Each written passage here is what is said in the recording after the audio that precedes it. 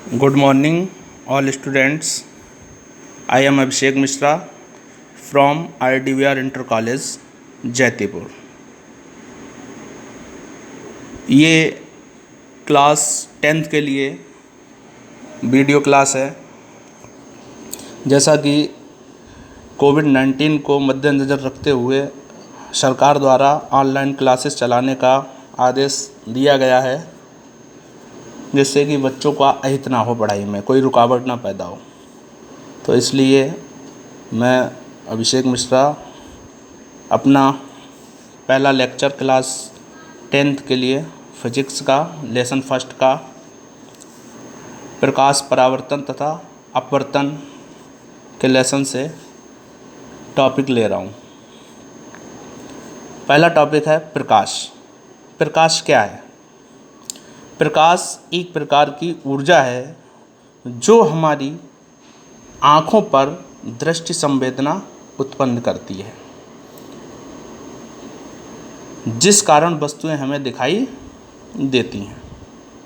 कहने का मतलब ये है कि वस्तुएं हमें केवल तभी दिखाई देती हैं जब वे स्वयं प्रकाश उत्सर्जित करती हैं अथवा उनके तल पर आपतित प्रकाश परावर्तित होकर हमारी आँखों तक पहुँचता है। ठीक है। अब इनमें दो तरीके की वस्तुएं होती हैं। पहली होती हैं प्रदीप्त वस्तुएं।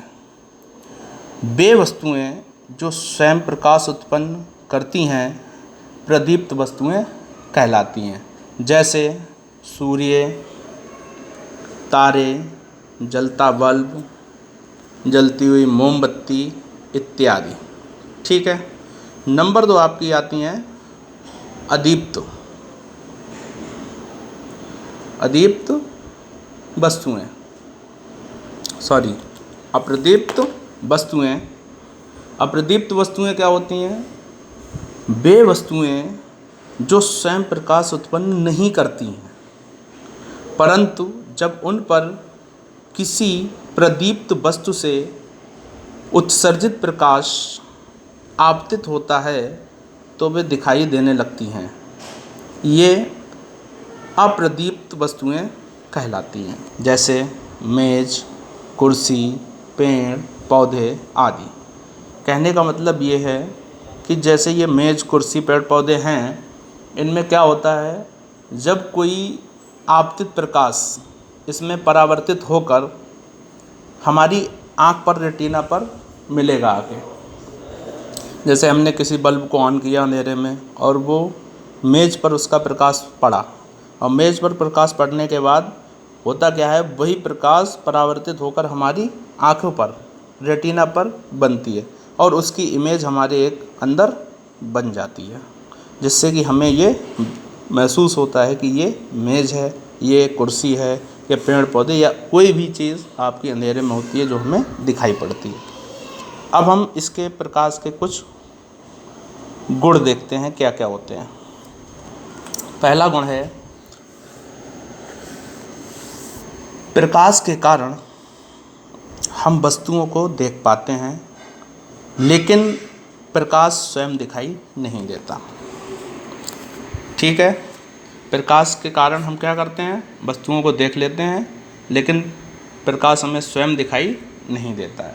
नंबर 2, प्रकाश विद्युत चुंबकीय तरंगों के रूप में चलता है। प्रकाश हमेशा कैसा चलता है? विद्युत चुंबकीय तरंगों के रूप में।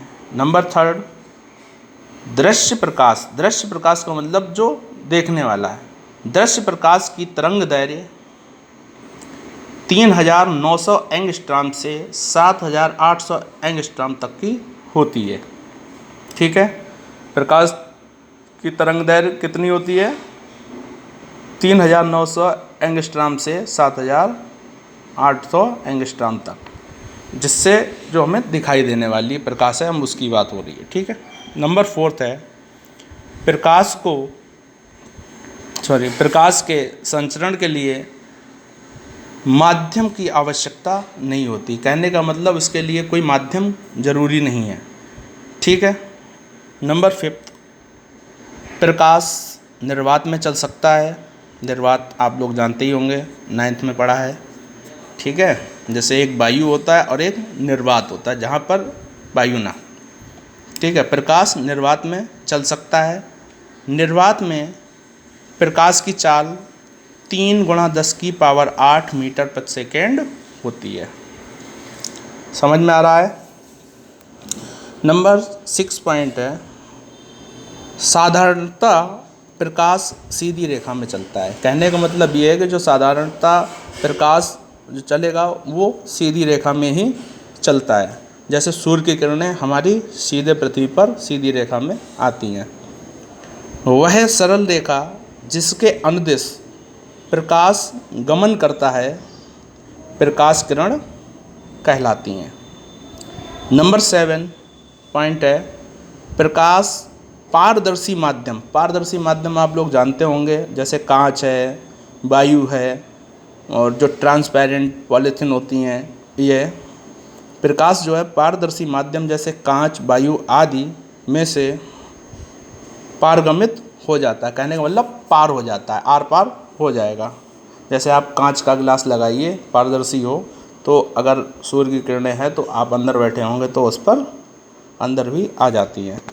परंतु अपारदर्शी माध्यम जैसे लोहा, लकड़ी आदि में से नहीं गुजर पाता। पारदर्शी और अपारदर्शी तो आप जानते ही होंगे। पारदर्शी जैसे आपकी कांच हो गई, वायु हो गई, ट्रांसपेरेंट पॉलीथीन हो गई, इनमें से सभी में से प्रकाश निकल जाता है। और पारदर्शी में जैसे आपका कागज़ हो गया, लकड़ी हो गई, लोहा हो गया, एल्यूमिनियम हो गया, ETC इत्यादि, इनमें से नहीं निकल पाता। ठीक है। अगला पॉइंट है 8वां,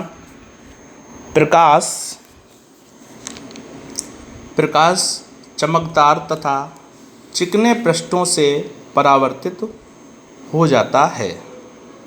कहने का मतलब ये है कि जितना पृष्ठ चिकना होगा, जैसे मैंने अभी एग्जाम्पल दिया था कि जैसे स्टील है, तो स्टील में क्या होता है, जितनी चिकनी स्टील होगी और जितनी चमकदार होगी उतने अच्छे से प्रकाश उसमें से परावर्तित हो जाता है।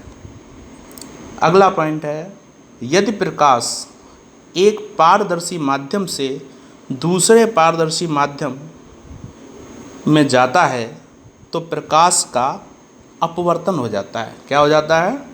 अपवर्तन हो जाएगा उसमें। ठीक है, एक माध्यम से दूसरे माध्यम में जाने में अपवर्तन होगा। ये तो हो गया प्रकाश के बारे में। हम लोगों ने जाना कि प्रकाश होता क्या है और इसके गुण क्या होते हैं। अब हम बात करते हैं प्रकाश का परावर्तन। प्रकाश का परावर्तन अगला वीडियो बना रहा हूँ, उसमें आपको प्रकाश के परावर्तन के बारे में बताएंगे।